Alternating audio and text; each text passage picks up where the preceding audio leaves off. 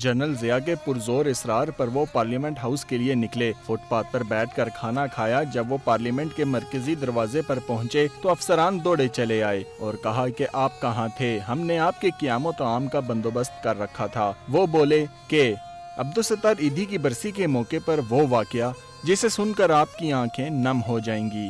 زندگی یوں تو پہم حادثوں کی زد میں ہی رہتی ہے، مگر دل و دماغ کے بعد ہاتھوں پر سے زندگی کی لکیروں کی شکستگی ایک ایسا سانحہ ہے جو انسانوں کو توڑ کر رکھ دیتا ہے، اور پھر انسان بھی وہ جس کی کمی ہمیں ایسی بے یقینی کی کیفیت میں مبتلا کر دے کہ عرصے تک اس کی غیر موجودگی کا یقین ہی نہ کر سکیں۔ 3 سال قبل بھی ایک ایسا ہی سانحہ ہوا جس میں عبدالستار ایدھی جیسی با کمال شخصیت ہم سے ہمیشہ کے لیے بچھڑ گئی۔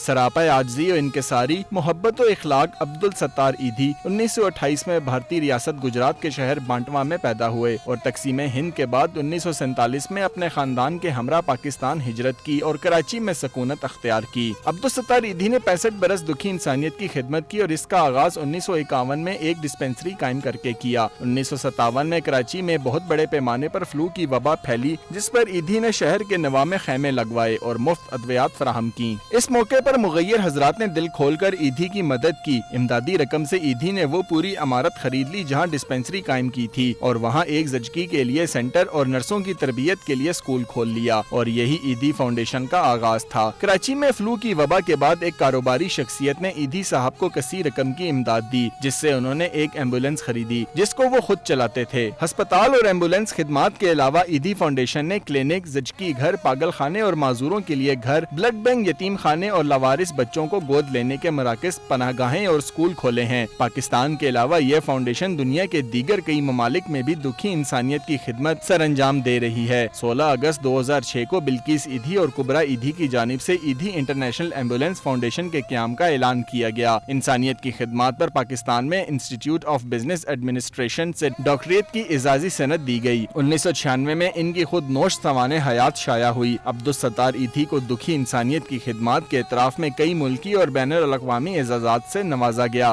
دنیا میں سب سے بڑی رضاکارانہ ایمبولینس آرگنائزیشن کے قیام پر Guinness world book of record کا اعزاز حاصل کیا۔ ایدھی بذات خود بغیر چھٹی کیے طویل ترین عرصہ تک کام کرنے کے عالمی ریکارڈ کے بھی حامل ہیں۔ 1980 کی دہائی میں پاکستانی حکومت نے انہیں نشان امتیاز دیا۔ پاک فوج نے انہیں شیلڈ آف آنر کے اعزاز سے نوازا، جبکہ 1992 میں حکومت سندھ نے انہیں social worker of sub continent کا اعزاز دیا۔ بین الاقوامی سطح پر 1986 میں عبدالستار ایدھی کو فلپائن نے رومن میگسے ایوارڈ دیا۔ 1993 میں روٹری انٹرنیشنل فاؤنڈیشن کی جانب سے انہیں پاؤل ہیرس فیلو دیا گیا۔ عبدالستار ایدھی نے اپنی زندگی میں تقریباً 2000 سے زائد تعفن زدہ لاشیں اپنے ہاتھوں سے اٹھائیں اور ان کی تدفین مکمل طریقے سے کرتے رہے۔ وہ ساری زندگی مردوں کے کپڑے کا لباس پہنتے رہے، یہاں تک کہ وہ جوتے بھی مردوں کے استعمال کرتے تھے۔ عام طور پر مرنے والے شخص کی چیزیں لواحقین استعمال نہیں کرتے تھے، لیکن عبدالستار ایدھی وہ واحد شخص تھے جنہوں نے اس روایت کو توڑ دیا کہ مرنے والے کی اشیاء استعمال کرنا نحوست کا سبب ہے۔ عبدالستار ایدھی نے 1962 میں سیاست میں قدم رکھا اور بنیادی جمہوریت کے انتخابات میں بی ڈی ممبر کی حیثیت سے بلا مقابلہ کامیابی حاصل کی۔ 1964 میں انہوں نے ایوب خان کے خلاف محترمہ فاطمہ جناح کا ساتھ دیا۔